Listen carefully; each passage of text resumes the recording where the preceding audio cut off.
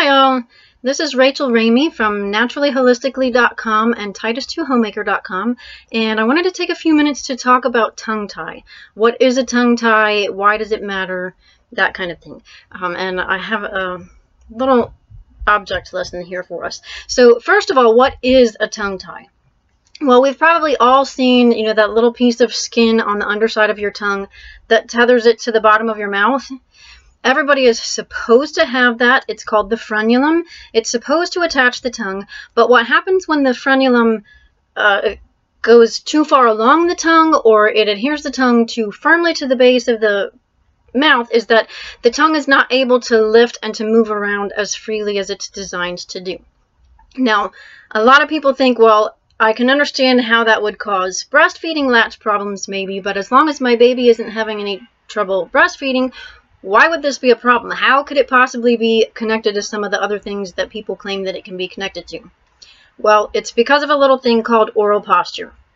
See, the muscles in your cheeks constantly, without you doing anything, just exert a steady inward pressure against your teeth and your palate and so forth, and pushing everything gently inward. What's supposed to happen in a natural posture of a healthy mouth is that the tongue should rest flat against the entire upper palate.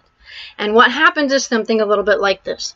Now imagine if I take this ball and I apply pressure to the sides.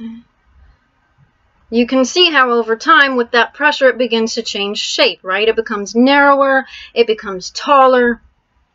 Now what happens if at the same time that I'm applying inward pressure from the sides, I'm also applying pressure the other direction? It may change a little bit. We get kind of a little bit of a squarish shape, but the general overall proportions of the thing stay much more like they began. And that's exactly what happens with your tongue and with your cheeks. What's supposed to happen is the cheek muscles should constantly be exerting that inward pressure. And simultaneously, the tongue constantly exerts an upward pressure on the palate that balances that out. So, just like our ball, when you've got that inward pressure without anything going the other direction, you end up with something that's high and narrow. That's exactly what we see happen in people's mouths. If the tongue is not able to have that resting position against the roof of the mouth, we start to see the palate become high and the airway become narrow and the dental arches become narrow.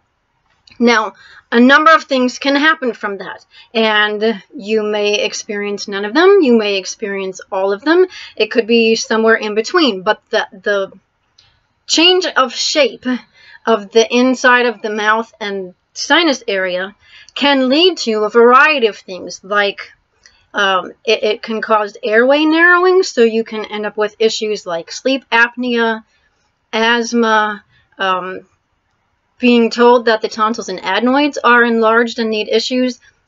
In fact, sometimes what happens is, because the airway is narrowed, it leads to mouth breathing in order to get better air transfer, and then that allows for transfer of bacteria that you wouldn't normally get because your mouth doesn't have the same filters that your nose has, and that does then cause inflammation of the tonsils and inflammation of the adenoids.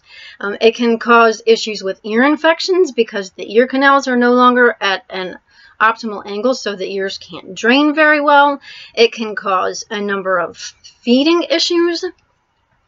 Now, there are a number of things that can cause that problem with oral posture. Not having your tongue in that resting position most of the time, for whatever reason, can lead to those issues. But what happens with a tongue tie is the tongue isn't able to freely move into that position. Either it isn't able to do so comfortably, or even not at all, depending on the severity of the tie.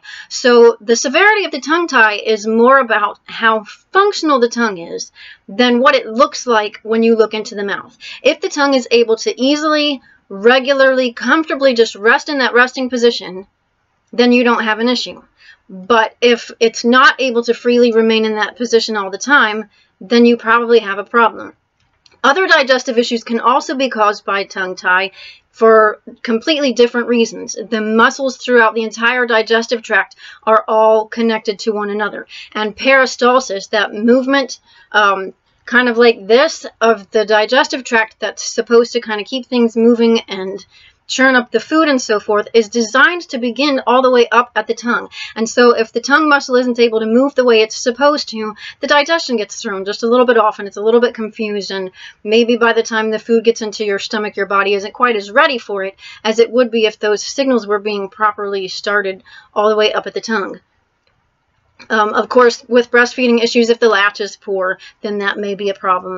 The change in the shape of the palate can cause gag reflex issues, which may, for young children in particular, cause food preferences and pickiness that lead to a more limited diet than you would otherwise have.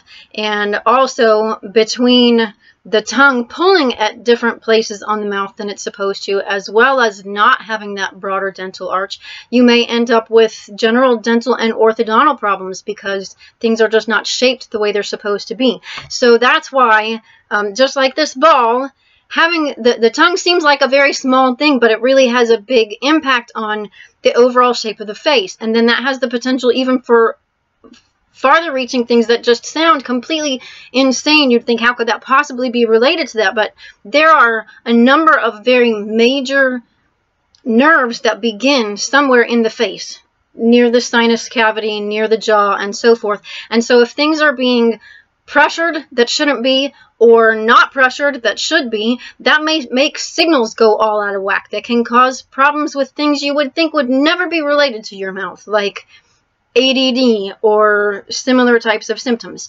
So that's why the tongue seems like a really small thing, and it seems like it couldn't possibly be related to all of the things that people claim that it could be related to. But because it makes a big difference in the posture of something that shapes your entire face, it really can have far-reaching effects.